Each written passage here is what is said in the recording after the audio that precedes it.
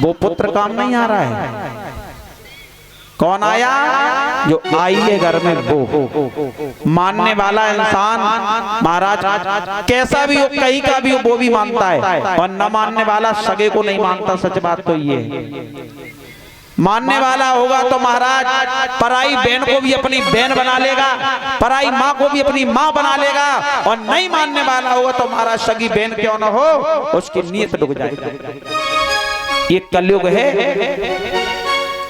यहाँ आप जितना पैर संभाल के रखोगे तो तुम सही हो, और तुमने अगर थोड़ा भी सोच लिया तो महाराज तुम्हारे पीछे हजारों पड़ जाएगा। अभी आप 4-5 दिन की बात है,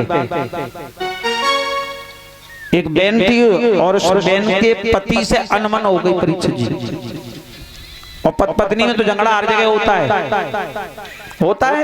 और अनमन हो गई तो महाराज वो अपने मायके चली गई, और जब मायके चली गई तो महाराज पति लेने नहीं आया।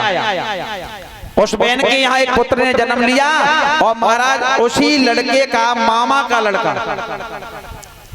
उसके घर आना जाना शुरू हो गया।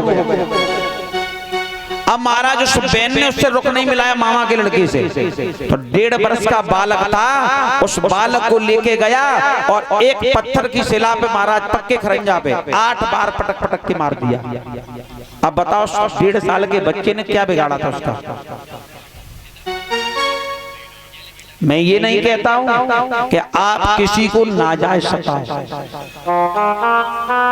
उस बच्चे ने तुम्हारी छोटी सी जान ने क्या बिगाड़ा था? मगर लोगों की सोच आज इतनी गिर चुकी है जिसकी कोई सीमा नहीं है।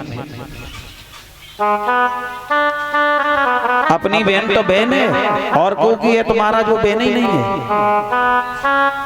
और कहते हैं कि हम राम के वंशज, हम कृष्ण के वंशज हैं।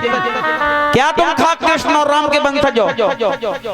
राम ने तो कभी अपनी पत्नी के सिवा किसी दूसरे को देखा तक नहीं है, और कहते हैं हम राम के वंशज हैं।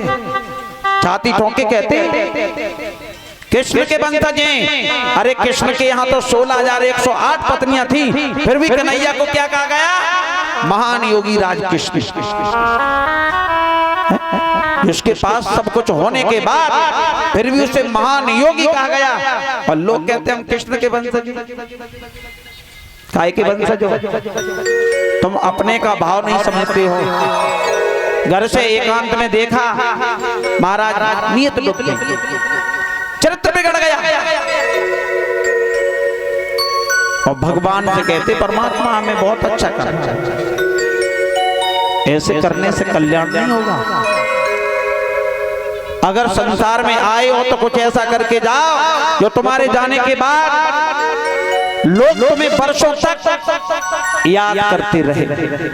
ऐसा मत करो महाराज कि मर जाने के बाद कोई तुम्हें ये भी ना पूछे तुम कौन से खेत की मूली थे।